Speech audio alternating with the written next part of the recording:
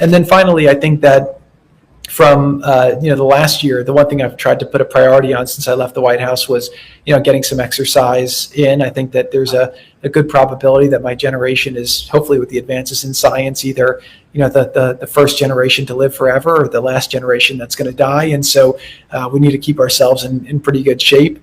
And then the other thing the United States is prepared to support a peace agreement in every way that we can. We believe that it is possible for both sides to gain more than they give so that all people can live in peace, safe from danger, free from fear, and able to pursue their dreams.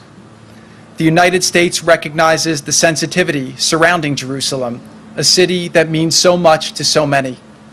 Jerusalem is a city unique in the history of civilization. No other place on earth can claim significance to three major religions. Each day, Jews pray at the Western Wall, Muslims bow in prayer at Al-Aqsa Mosque, and Christians worship at the Church of the Holy Sepulchre. That is why President Trump has called many times, including right now, on all parties to maintain the status quo at Jerusalem's holy sites, including the Temple Mount, also known as Haram al-Sharif. While the challenges to peace are numerous, I have personally seen that the determination of the leaders in the region and throughout the world remains steadfast. Jerusalem must remain a city that brings people of all faiths together, to visit, to worship, to respect each other, and to appreciate the majesty of history and the glory of God's creation. Israel has been a responsible custodian of Jerusalem and has kept these religious sites open to all. A company owned by President Trump's senior advisor and son-in-law, Jared Kushner, will receive more than $400 million from a Chinese firm if the deal goes through, in a real estate deal that many experts are calling unusually favorable. The payout from the Arbang Insurance Group is part of a $4 billion deal at Kushner's Manhattan office tower at 666 Fifth Avenue. Bloomberg reports Arbang has links to the Chinese power structure and that past investments by the company in New York real estate have drawn federal review. Lawrence Noble of the Campaign Legal Center said of the deal, quote, "At the very least, this raises serious questions about the appearance of a conflict that arises from the possibility that the Kushners are getting a sweetheart deal. A classic way you influence people is by financially helping their family," he wrote. Kushner is a guy with a Twitter account, but no tweets, a cover story in Time with no interview. He once tiptoed past his wife as she was being interviewed. Oh, come on, Jared, come on. Come on, Jared. Oh, Jared, you can't just walk in and not say anything. He used to. The silent sidekick has finally found his voice. It's working, and it's very exciting. But Jared Kushner, who is now, perhaps the single most influential aide when you watch Trump on TV, Jared Kushner is almost always by his side. He's involved in seemingly everything. He's, of course, married to Ivanka Trump. Right. So Donald Trump's son-in-law, he was previously CEO of Kushner Companies, his family company that, is a multi-billion-dollar company, owns tons of real estate. He has stakes in other kinds of businesses. And typically government officials divest from their businesses, sell them off so they don't have conflicts of interest. But in the case of Kushner, he's actually keeping parts of his family real estate empire.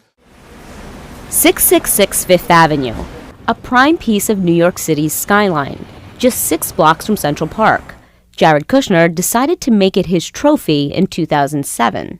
This was the deal that put Jared on the map. As you point out, with this deal involving this Chinese company Anbang and this large office tower in Midtown Manhattan, which Jared Kushner has divested from, but the family still owns it. So, it's going to be one of the biggest real estate deals in history in the city. Right. According to this deal sheet that Bloomberg obtained, I believe it values this one office building at over $2 billion, which is the highest amount ever. And they paid something like $1 billion for it in 2007? They paid about, I believe, 1.8 at I think the top of the market, and then it went through. There's been a sort of complicated series of transactions with this particular building. In December of last year, President Trump announced to the world that the United States would finally recognize the truth, that Jerusalem is the capital of Israel.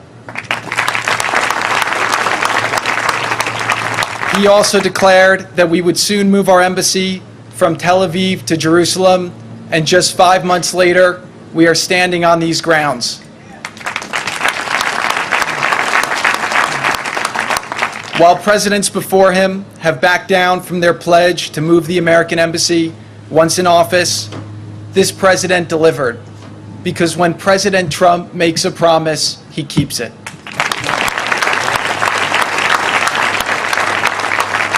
But today also demonstrates American leadership. By moving our embassy to Jerusalem, we have shown the world once again that the United States can be trusted. We stand with our friends and our allies, and above all else, we've shown that the United States of America will do what's right, and so we have.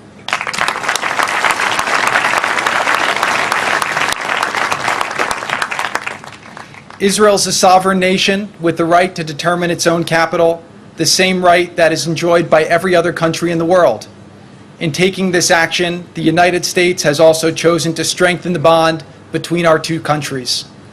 Our special bond is the envy of nations throughout the world. This bond is forged through shared history, sustained through shared interests, and immortalized through shared principles. The United States stands with Israel because we both believe in freedom. And we rarely get to see Jared Kushner in public. It is not common for he or his wife Ivanka Trump to make themselves available to the media unless it is a carefully staged interview. So when I saw both Jared and Ivanka getting on the plane in Washington, D.C., escorted by Secret Service, I thought to myself, now is as good a time as any to get the reaction from Jared Kushner on his response to these Saudi denials that they had anything to do with the suspected death of Jamal Khashoggi. I did not, as you see, get an answer to that question. And do we know, Earl, what they were doing on that flight heading to New York? Well, it's not uncommon for Jared and Ivanka Trump to make their way back to New York, where they have a home and are more comfortable.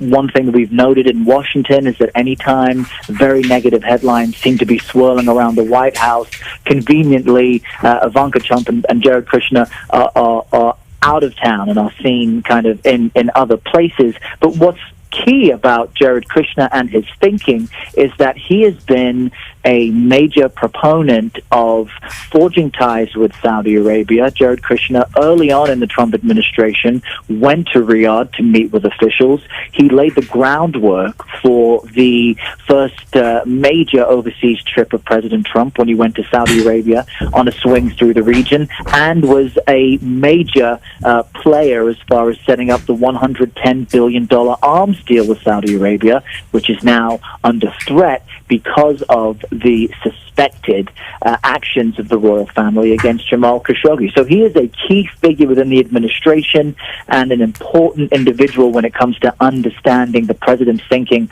especially at this time.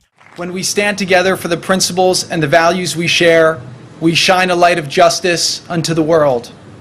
Israel proves every day the boundless power of freedom. This land is the only land in the Middle East in which Jews, Muslims, and Christians, and people of all faiths participate and worship freely according to their beliefs. Israel protects women's rights, freedom of speech, and the right of every individual to reach their God-given potential.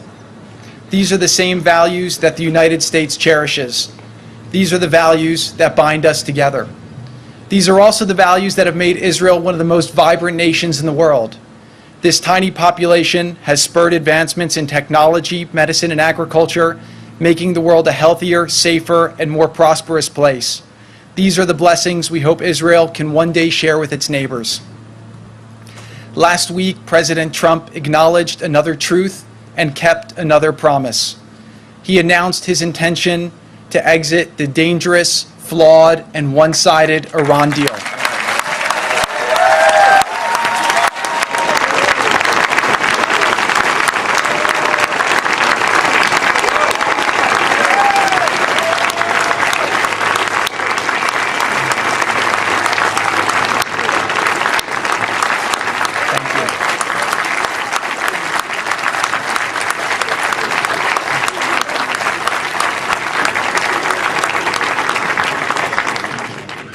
Iran's aggression threatens the many peace-loving citizens throughout the region and the entire world.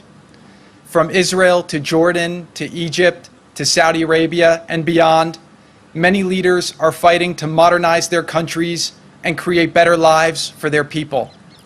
In confronting common threats and in pursuit of common interests, previously unimaginable opportunities and alliances are emerging.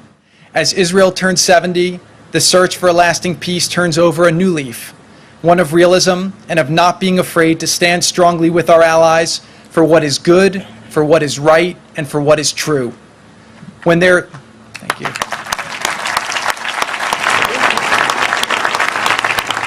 When there is peace in this region, we will look back upon this day and remember that the journey to peace started with a strong America recognizing the truth.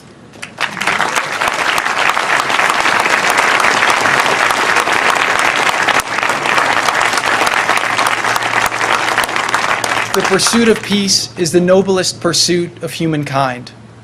I believe peace is within reach if we dare to believe that the future can be different from the past, that we are not condemned to relive history, and that the way things were is not how they must forever be. In light of the attack, the Abraham Accords are more important than ever. Clearly, this is one of the hardest problem sets that's existed probably in geopolitics, but the end state has to look something like this, and it has to have two elements.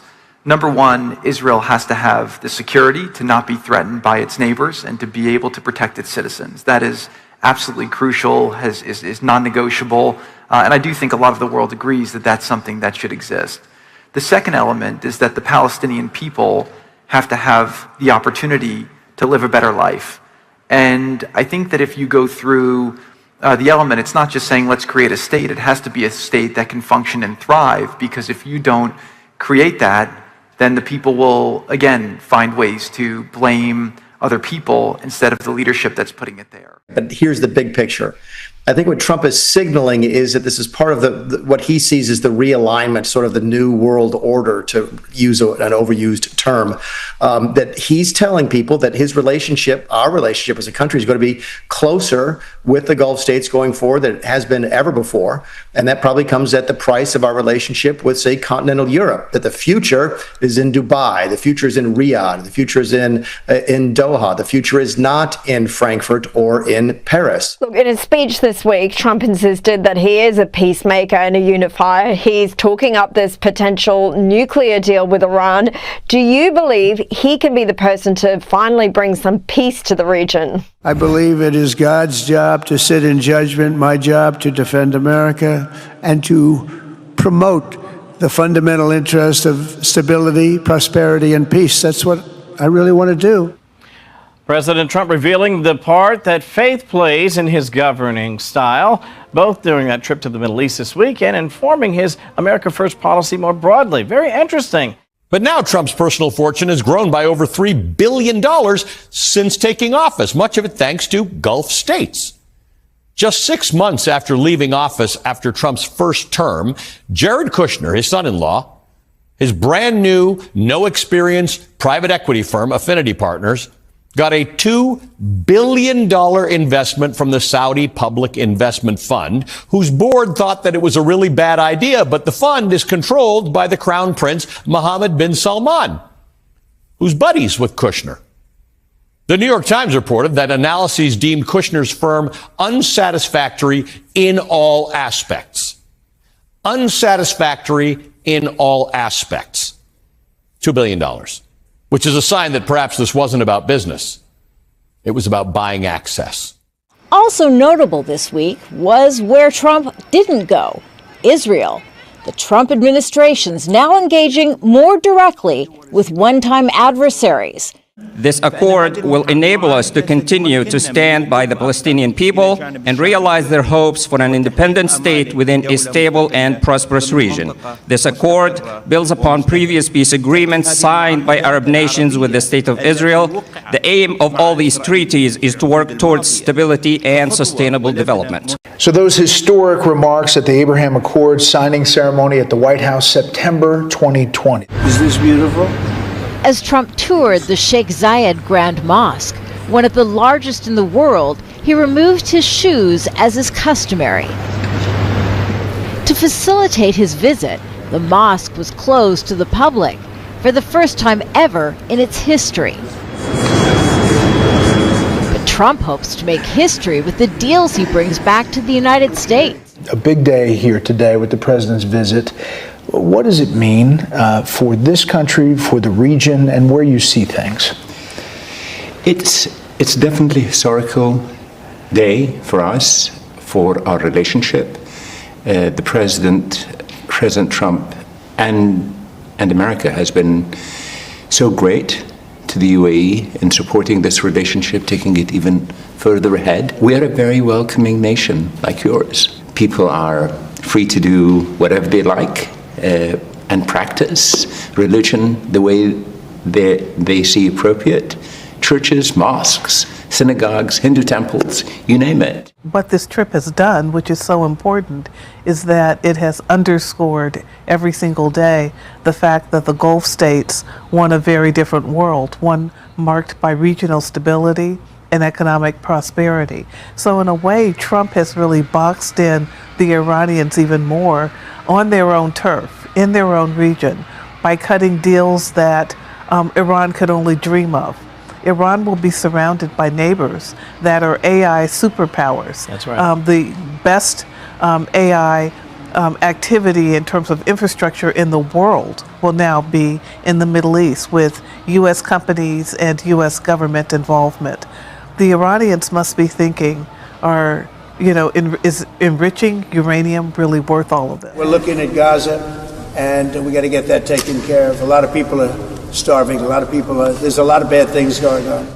Still, one of the biggest surprises this week was the shift in U.S. policy on Syria. After a decade of isolation, Trump not only dropped U.S. sanctions on Syria, but he also met with the country's new president. It's a geopolitical shakeup as the U.S. president explores his own brand of economic diplomacy. Let me pick up, if I can, on something that you noted, and that is President Trump's familiarity and his affinity for these Gulf leaders, for monarchs, because the Wall Street Journal has a piece about just that, and contrasting it with his at times strained relationships with traditional U.S. allies, namely European allies. The headline of this piece is he calls them handsome, attractive, tough. Trump's romance with Arab leaders, and it lists some of the praise that he's thrown at Crown Prince Mohammed bin Salman. I like you too much. To the Syrian president, he described as attractive and tough, and to Mohammed bin Zayed, the president of the UAE, he said, "You're a magnificent man." And that really reminded me of the conversation that Steve Witkoff had with Tucker Carlson a few weeks ago, where he basically suggested that the Gulf was the future of investment, AI, all that we're seeing now, all these deals taking place, whereas he described Europe as dysfunctional and dying. What does this signal to you about the president's view on the world and his foreign policy priorities?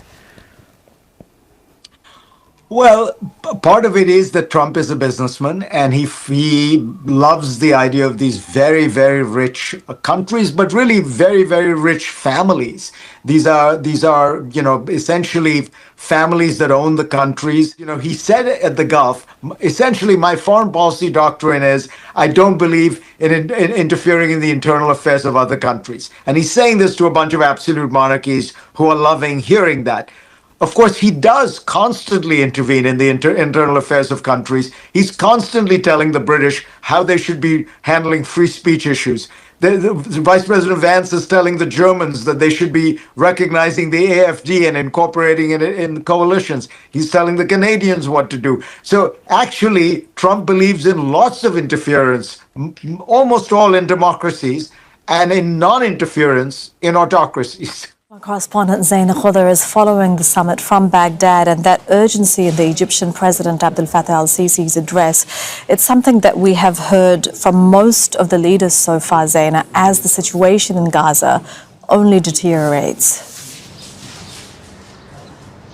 Yes, this year's annual League summit coinciding with Israel launching a new major military offensive on Gaza, a war that has been really raging for more than a year. Just yesterday, 24 hours before this summit was held, Trump reiterated this proposal. So there's really a lot of concern about the fate of the Palestinian people. There's also another message, and it's that in previous summits there was a lot of normalization of relations. A very divisive issue in this region was on the table. Now it is off the table. Arab leaders are hoping to use this as some sort of leverage, that there will be no further normalizing of ties with Israel unless Israel is committed to Palestinian statehood. But the reality is Israel is committed to continuing this war. It has said so in so many words. Its actions also, speak for themselves. This military intensification of the conflict. Now, Arab leaders, yes, many will argue that they do have,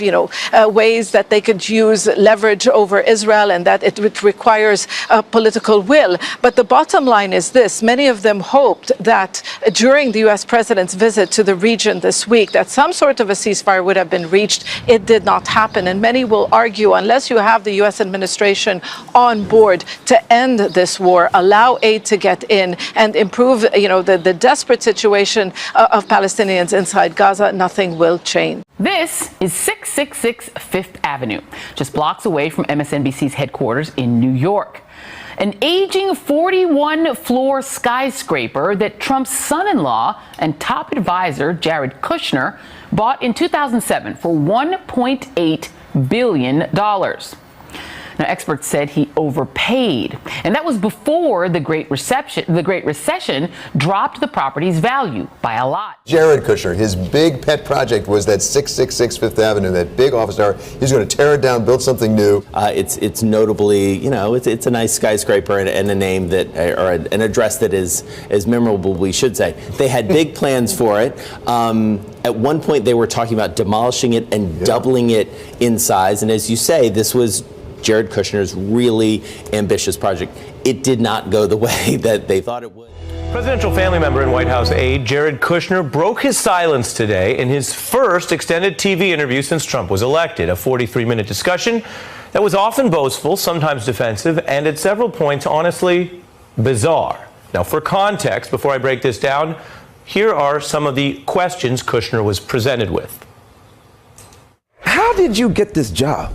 I mean, it's like you have like the dopest job in the world, like the secretary of everything. Did it bug you when they call it secretary of everything? Are you having fun? Because all we hear about is the chaos and the destruction. And as President Donald Trump prepares for his first major foreign trip next week to the Middle East, his administration is privately turning to a familiar face for help navigating the region.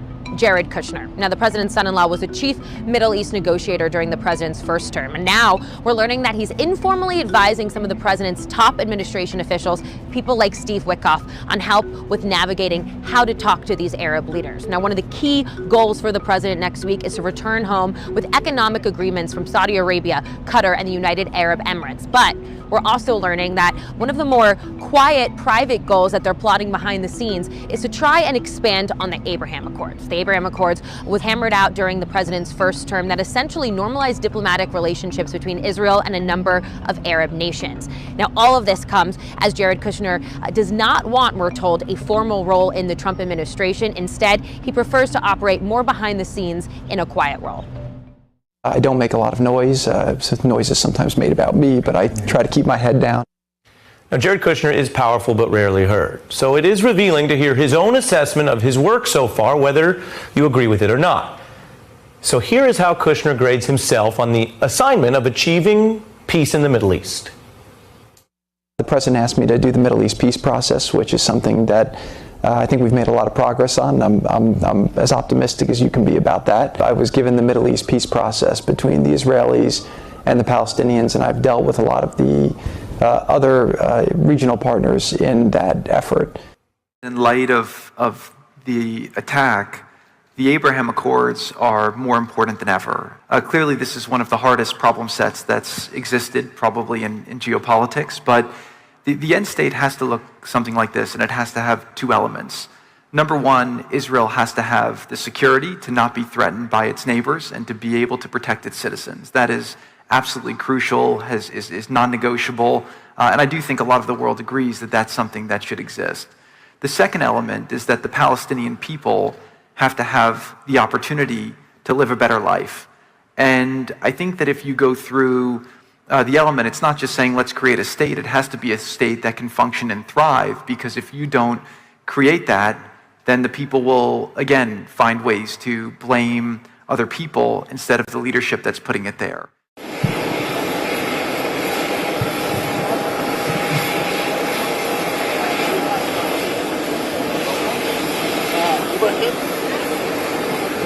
Can I get the mic?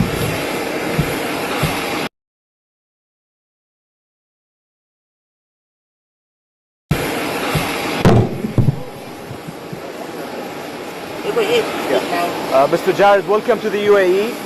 How does this peace accord support peace and throughout the region? And my second question is, how did it feel to you personally? How did it feel to you? That was Jared Kushner speaking with Harvard University's Middle East Initiative last year. And his comments were strikingly similar to what we heard from President Trump Tuesday about the U.S. taking over and rebuilding Gaza. Kushner is, of course, the president's son-in-law who took a leading role on Middle East policy during the first Trump administration. If you are a single-issue voter on the question of the candidates having family members who trade on their name and influence to make lucrative foreign deals with governments that have adversarial relationships to the U.S., forget about Hunter Biden. That's piker stuff. Republicans have found nothing on him anyway. Your number one concern right now should be Donald Trump's son-in-law, Jared Kushner.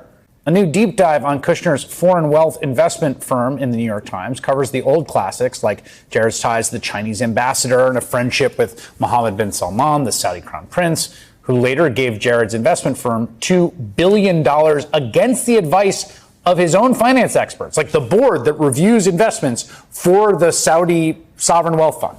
The Times goes further than that to show that as a once and possibly future Trump administration official, Jared Kushner is open for business everywhere. In total, 99% of the money placed with him by investors has come from foreign sources. The president's senior advisor and son-in-law, Jared Kushner, played a key role brokering this agreement. He joins us now from the North Lawn of the White House. Good morning, Jared. Thanks for joining us this morning. Thank you, George. This agreement has the potential to be a truly transformational event in the Middle East. Even experts who've been critical of President Trump in the past, like Tom Friedman, call it a major breakthrough.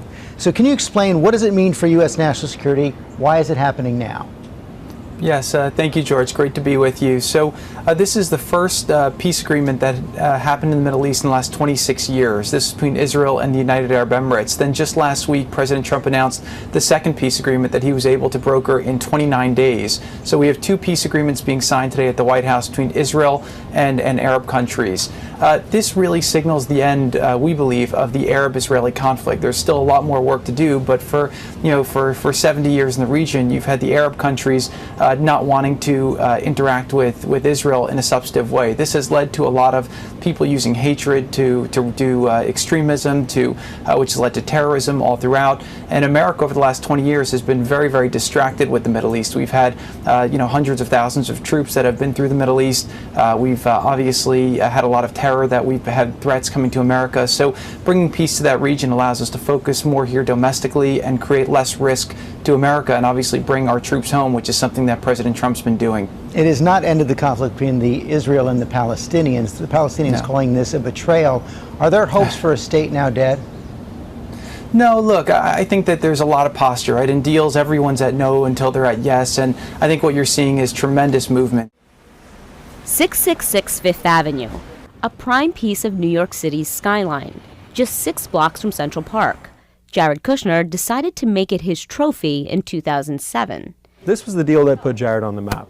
I think every dynasty wants to own a piece of Manhattan. To get the seller's attention, Kushner offered a big price, $1.8 billion, a record at the time.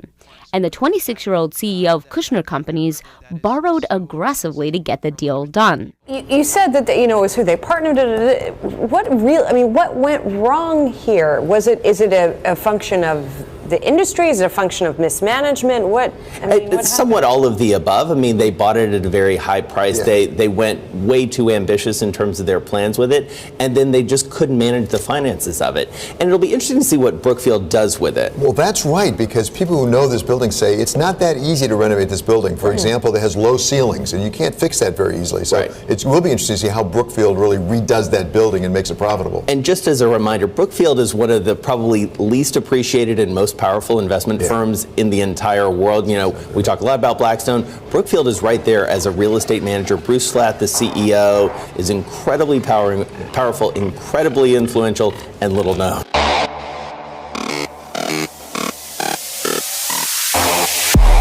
2-liter J for the real world, wide hood star. I'm showing you a video I put up several months ago that was called Trump Will Usher in the 7 Noahide Laws, or the One World Religion. Now, a lot of people didn't like that because Trump was here to save the world. Remember, Trump was not one of them. Trump isn't one of the elite. Trump is for people like us. Well, I'd like to think that maybe, perhaps, somehow people have started to wrap their heads around this, that Trump is nothing more than what Obama was to Bush and what Bush was to the guy before him and to the guy before him and so on and so forth and blah, blah, blah. Because that's exactly what they do. But Trump is a little bit more dangerous than the other guys because things like this, ushering in the Noahide laws, are completely for Trump's son, his son-in-law Kushner. What is he? He's a dual citizen, right? He's completely, totally down for this is what these guys do. They're pushing the Israeli agenda, and these are not the Israelites. These are sound the same, completely different. This is a book right here, written by President Donald Trump, The Way to the Top, Trump. You can buy this ebook for $11.99 or $9.11 backwards, but don't let that get in your way, right? Let's look at a few things. 4 people have given me sound nuggets of wisdom that have helped me keep my business in perspective. When I was 19, I complained to David Geffen about some other people and blah, blah, blah. David turned to me and said, "You don't need to be a racehorse, blah, blah, blah." But look at this. One day, when my Kabbalah teacher, Eitan Yardini, asked how I was doing, I told him I needed a break. I was thoroughly exhausted, overwhelmed, and overworked. His Kabbalah teacher, that's Ben right out there. Where was that when he was vetted? Where was that when people were talking about it? Who was telling you about this crap? Lily. Exactly. Ivanka. Hey, Jared. Great. Good to see you. You are a vision. Thank you both for coming. Pleasure to be here. My father-in-law is not an anti-Semite.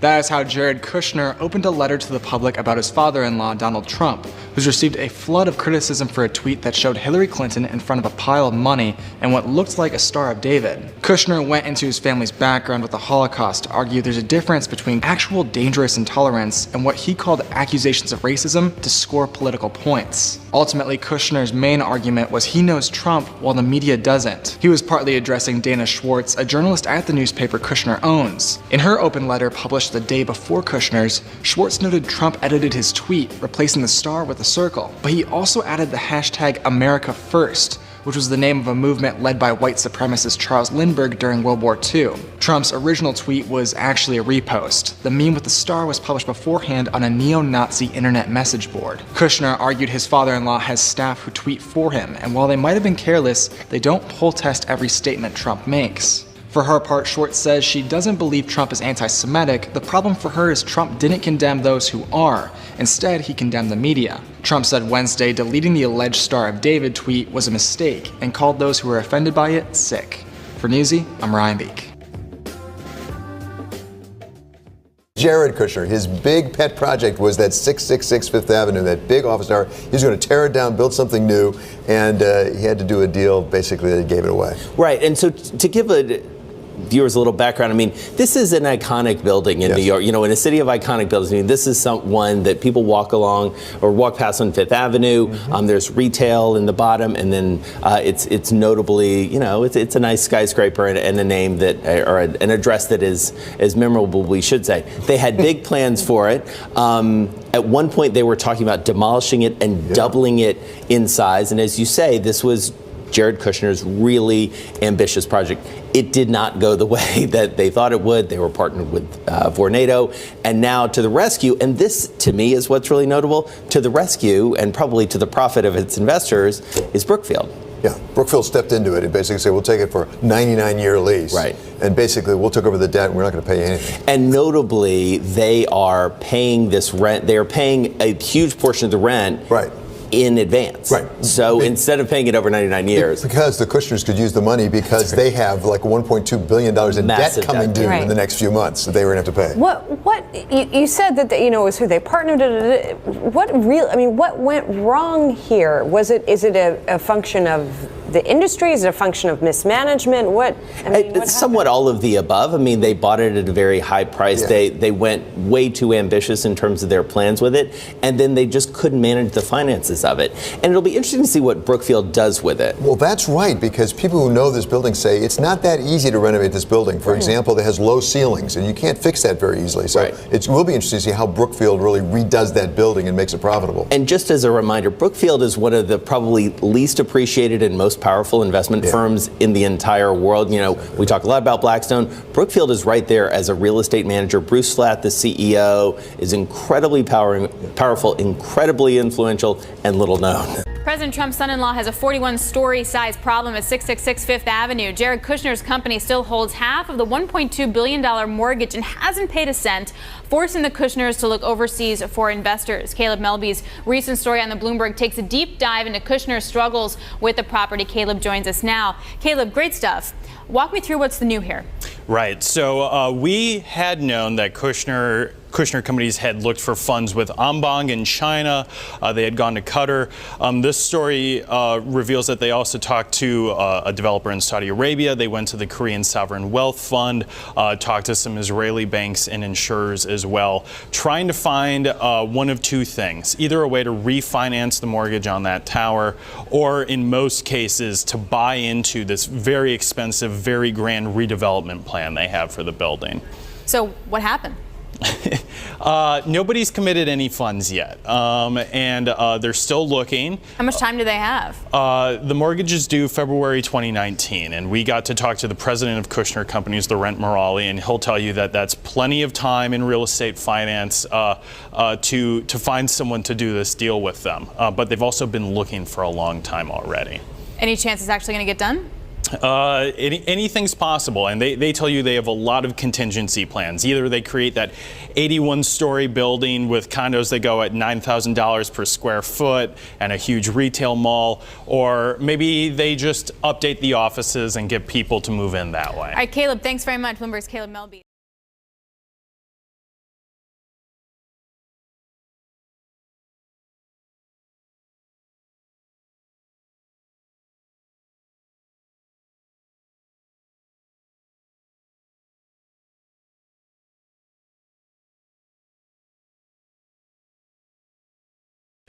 As far as settlements, I'd like to see you hold back on settlements for a little bit. We'll work something out, but I would like to see a deal be made. I think a deal will be made. I would say that his stance is more clear than his predecessor. Went in with a pretty clear stated objective of what he wanted to do. He still wants Israel to refrain from building the settlements over there, and he wants to try and form a path to peace. And I think Trump is a deal maker, and I think that right now the setting in the region is ripe for making a deal. I also feel that he doesn't need to be as transparent as maybe some people want him to be. I think that when it comes to Israel, it's certainly okay to do things and say things and work on things behind the scenes. As long as we know that he is in our corner, in Israel's corner, then I'm okay with that. So I'm looking at two-state and one-state, and I like the one that both parties like. I'm very happy with the one that both parties like. I can live with either one.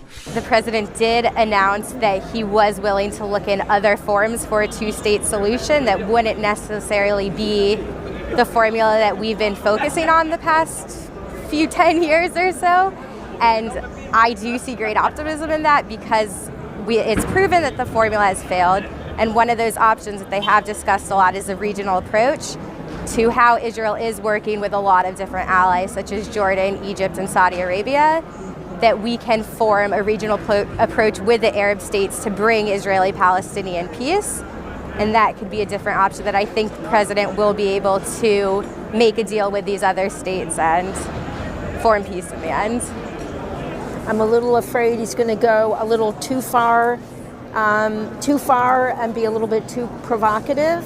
So I appreciate that he does support Israel, but I am concerned seem to be a lot of distractions at home and across the world in terms of his decisions and how they affect people. So I'd say the jury's out.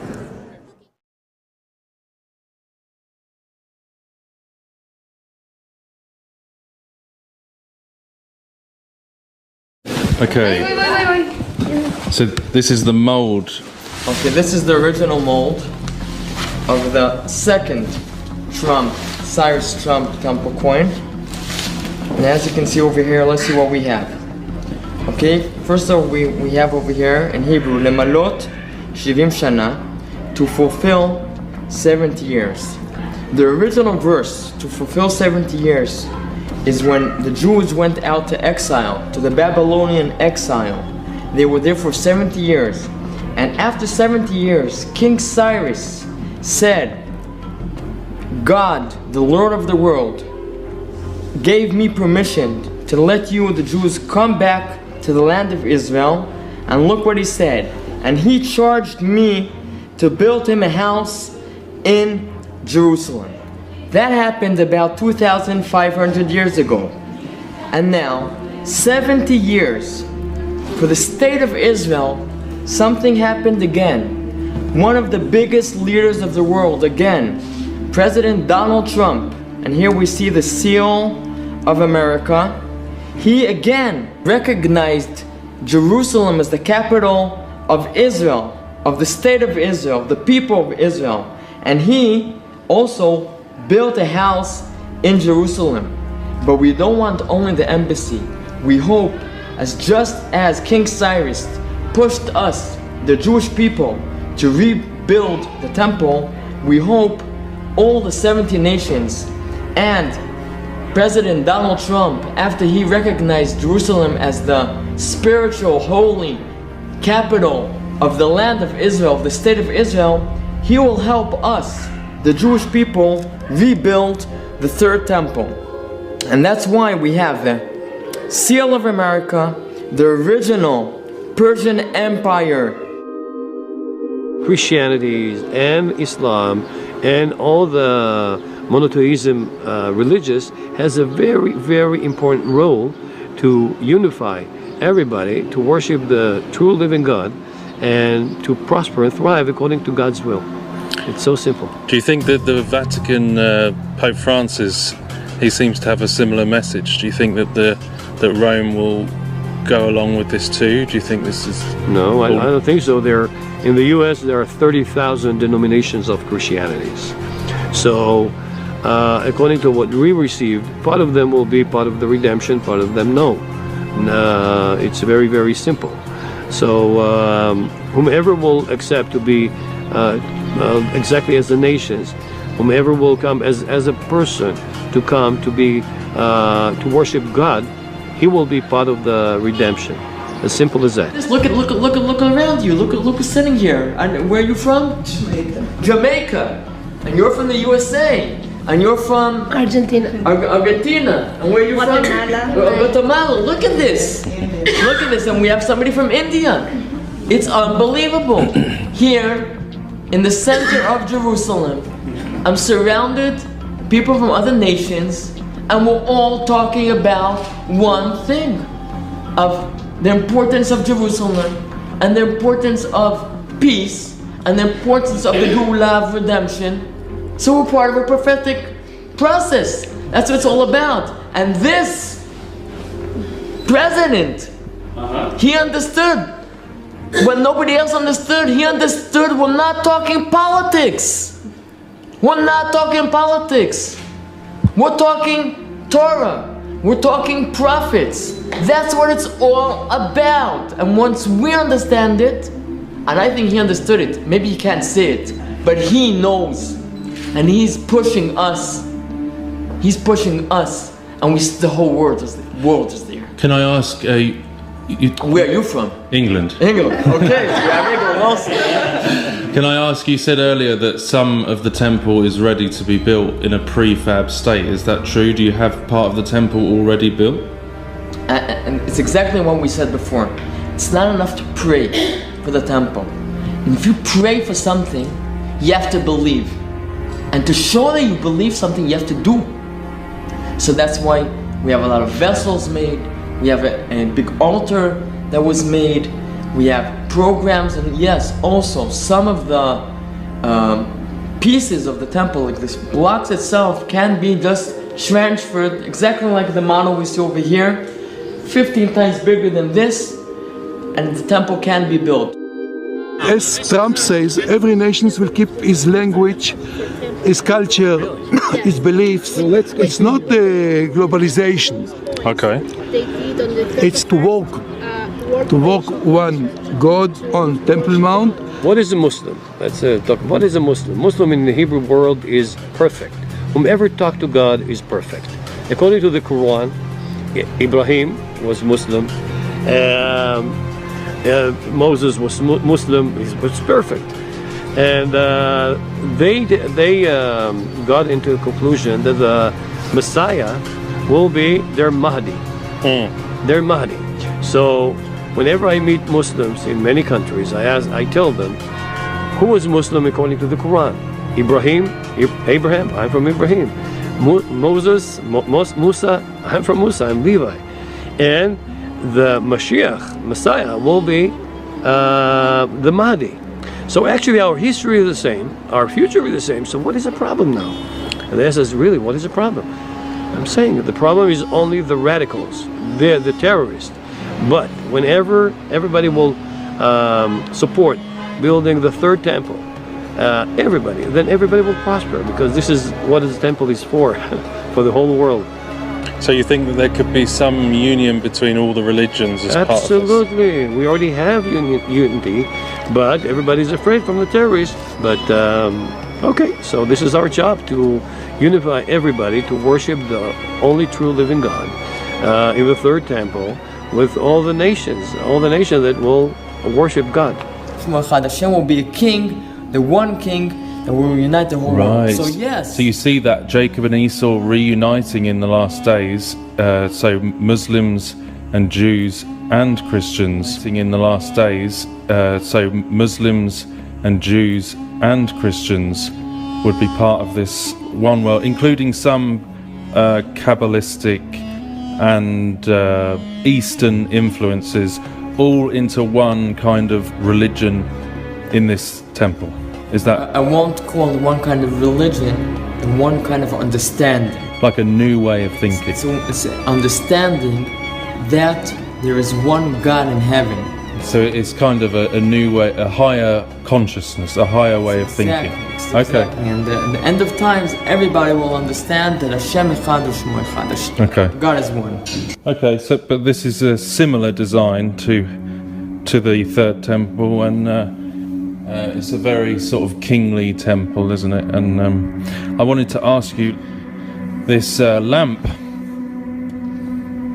So you've got the lamp, that would be the lamp of Queen Helena, who is a Persian. I mistakenly thought it was Constantine's mother, Helena, but this is a Persian Queen Helena. She was very fond of the Jewish people, as she converted to Judaism herself, and the sages liked her very much. And when she wanted to donate something to the temple, so she made this candelabra made of gold. Okay. And when the sun used to rise from the east, it would hit the gold candelabra, and it would spread the light, like symbolically, but not only symbolically, from the temple. So it reflects the sun. It reflects the sun. Exactly. As it rises from the east, and this is what we're seeing in this picture over here, right? This is the sun reflection from the lamp of Queen Helena. That's right. And so we've got that kind of Persian thing again, and would it be right to say that there's some element of Kabbalah in this temple? Well, Kabbalah is actually the inner part of the Torah. We have what the Torah tells us, and it's written in the Torah, And the Kabbalah is actually what isn't written, but we have to want to understand maybe about Little Persia and these all ancient nations, Eastern nations. Religions. So it's maybe religions. So would you describe this as like a kind of a new world order, so to speak? This is not an order. This is not order. It's different. It's the new world without any, let's say, negative and forbidden feelings, like hatred, like revenge. Like it will be only loving, appreciation, honoring. So this will be a new world, but not all order. It will be a new world, holistic, the holistic way, the way God wants it. On here it says the Persian Empire. Do you think that this temple could somehow unite Islam, Muslim religion with Christianity and Judaism? Do you think that's... So if we're talking about the Persian Empire, we know now that in Iran, which is where Persia is now, there's some different empire, but we're talking about the original Persian Empire. And yes, even in Iran, we have Iranians who are not Jewish, who want this coin because they understand that, yes, this is the place that will unite the whole world. And yes, the Jewish people have the power to unite the whole world. It's not us, not just the Jewish people, but as long as we are talking the words of Hashem, that's what Hashem is. Hashem Echad U'Shmo Echad. Hashem is the one which can unite everybody. Messiah will be the judge. You believe the Mashiach ben David is coming to Mashiach this ben temple? David is very soon, and he is a Jew, and he is not Jesus. And if the Christians want to hold it, they can hold it. And Mashiach ben David is not Jesus, and if the Christians want to hold it, they can hold it. And Mashiach ben David would potentially be the Messiah that would rule over this unity, this one world unity. The first king we had that was a real king was King David, and we know that the king that will be eventually leading the world will also be from Yehuda, like you said, Mashiach ben David, or eventually the leader of the world will be a king, but not a political king, but a spiritual king that will help all of us understand together what we are supposed to be doing in this world. Yeah, I mean, Jesus is described as the Lion of the tribe of Judah and the Son of David. Do you think that maybe Jesus, Yeshua, could be the true Messiah, and we might have maybe a counterfeit that could show up? People will understand. It's like, I don't know, a small kid when you offer him chocolate, or an adult. If you offer him money, nobody's going to say no to money, which is something very not spiritual. When we have the right understanding of what's important in the world, it will be obvious to all of us that that's what we want. Everybody will be running after spirituality. So when that time comes, everybody will want it. Okay, so we believe that the Antichrist will actually be the head of this deception before the real Mashiach comes. That's where we differ on our thinking at the moment.